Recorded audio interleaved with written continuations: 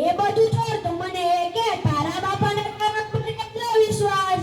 મારા બાપાને મારા ઉપર એટલો વિશ્વાસ છે કે પરીક્ષાના રિઝલ્ટના પહેલા તો જૂના ચોપડા વેચવા જ ના દે. બાપાને ખબર હોય મારા રિઝલ્ટ.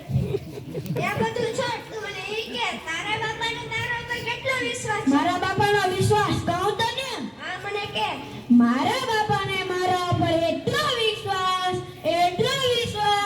કે પરીક્ષાના રિઝલ્ટના 2-3 દિવસ પહેલા દીબોથી ચાલુ જોઈને બાપાને ખબર હોય મારા રિઝલ્ટની.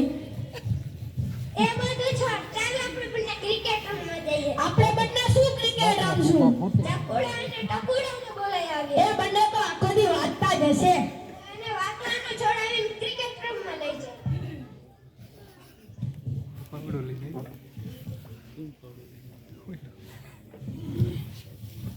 ઓહો આ તો બહુ કામ કર્યું છે. કેમ છો સાહેબ? હું મજામાં છું. મારો છોકરો મગન ભણવામાં તો બરોબર છે ને? તમારો છોકરો મગન તો સ્કૂલે જ નથી આવતો ને સ્કૂલે આવે તો લેસન પણ નથી કરીને આવતો અને રોજ અલગ અલગ પ્રકારના બાના બતાવે છે. એ તો રોજ સ્કૂલે જાય છે અને પૂરું લેસન પણ કરી જાય છે. એ તો એવું કહેતો હોય.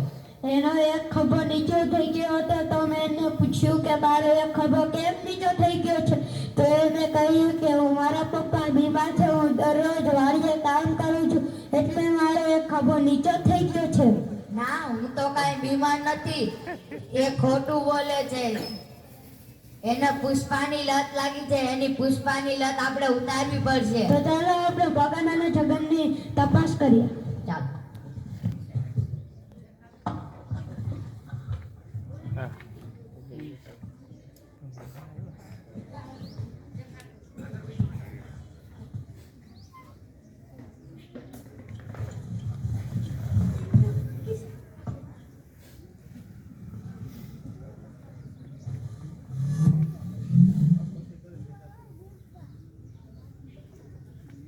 હું કરે ટકુડા?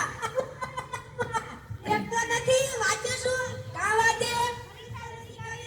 એમાં વાંચવાનું થોડી ન હોય. મારા બાપા કેવા ગુસ્સાવાળા છે. મારા બાપા ઓરી કે શાંત છે. રોજ દીબોથી ચાલુ જોઈને એલા પરીક્ષા હોય તો વાંચવું તો પડે જ ને. તો સાંભળ ટકુડા, સાંભળ ચકુડા. બાપાએ કાંઈક કીધા રાખે, સાહેબે કાંઈક કીધા રાખે. ખાલી સાંભળવાનું જો, કરવાનું તો આપણું જાયરું જ. ના ચાલે, વાંચવું પડે.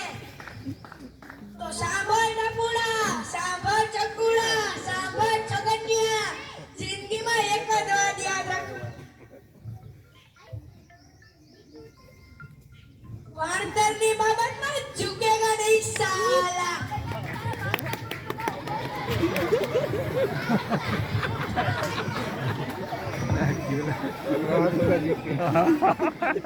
માંડવે થાય ઓછું ભાઈ